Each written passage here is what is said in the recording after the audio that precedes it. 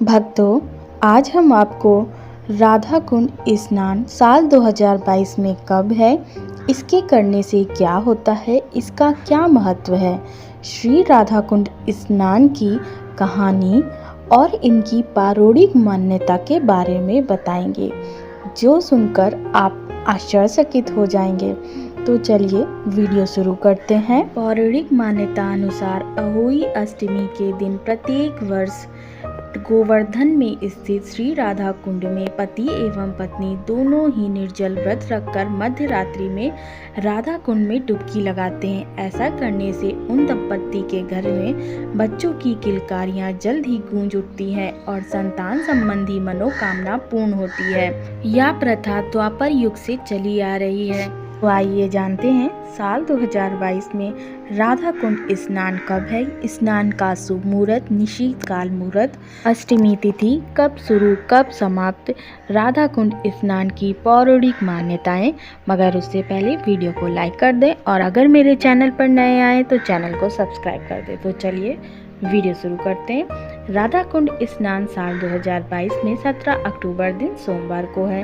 राधा कुंड अर्धरात्रि निशीतकाल मुहूर्त रात्रि 11:40 से सुबह 12:30 पर, कुल अवधि 50 मिनट की। अहोई अष्टमी का व्रत 17 अक्टूबर दिन सोमवार को रखा जाएगा। अष्टमी तिथि का प्रारंभ 17 अक्टूबर को सुबह 9:29 पर और इसकी समाप्ति 18 अक्टूबर को सुबह 11:57 पर। कार्तिक मास की अष्टमी को जिन जोड़ों को पुत्र नहीं होता व संतान नहीं होती, वे निर्जल व्रत रखकर सप्तमी की रात को यानी अहोई अष्टमी को 12 बजे से पुष्य नक्षत्र में स्नान करते हैं।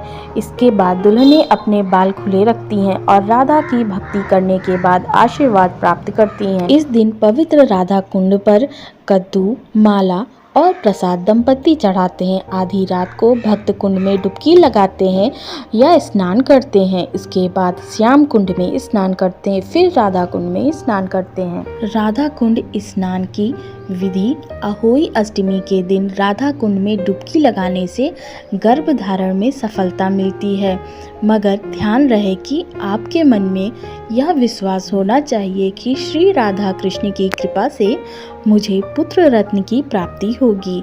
विश्वास जितना गहरा होगा, सफलता उतनी ही अधिक होगी। इस विश्वास के साथ ही हजारों की संख्या में जोड़े गोवर्धन पहुंचते हैं और डुबकी लगाकर राधा रानी का आशीर्वाद प्राप्त करते हैं। मध्य रात्रि के समय, जिसे निशीत काल कहा जाता है, पवित्र डुबकी लगाने का सर्वश्रेष्ठ समय है। स्नान मध्य रात्रि से आरंभ होकर पूरी रात तक चलता है। अपनी मनोकामना शीघ्र पूर्ण हो व सफलता के साथ गर्भ धारण हो सके, इसलिए दंपत्ति पानी में खड़े होकर कुसमांडा व कच्चा सफेद कद्दू, जिसे पेठा भी कहा जाता है, श्री राधा रानी को अर्पण करते हैं।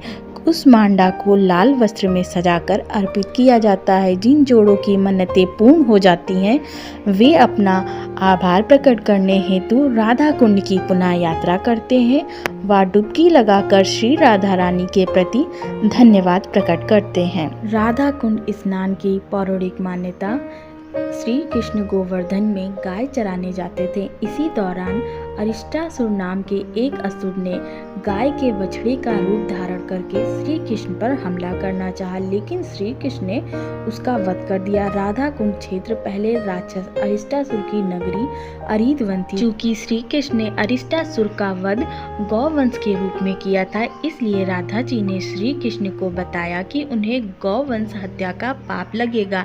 राधा जी ने कृष्ण से सभी पवित्र नदियों में पवित्र स्नान करके स्वयं को शुद्ध करने के लिए कहा।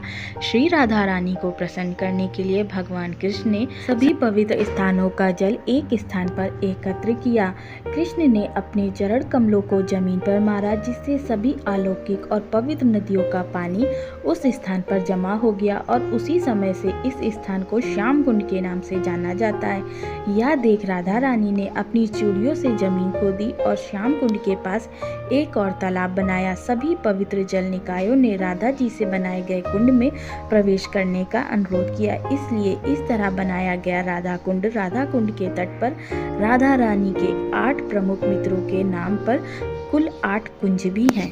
एक और पौराणिक मान्यता के अनुसार ब्रह्म पुराण व गर्ग संहिता में गिरिराज खंड के अनुसार महारास के बाद श्री कृष्ण ने राधा जी की इच्छा अनुसार उन्हें वरदान दिया था कि जो भी दंपति राधा कुंड में इस विशेष दिन पर स्नान करेगा उसे पुत्र रत्न की प्राप्ति होगी। कहते हैं श्री कृष्ण और राधा ने स्नान करने के बाद महारास रचाया था। ऐसा माना जाता है कि आज भी कार्तिक मास के पुष्य नक्षत्र में भगवान श्री कृष्ण रात्रि 12 बजे तक राधा जी और उनकी 8 सखियों के साथ महारास रचाते हैं।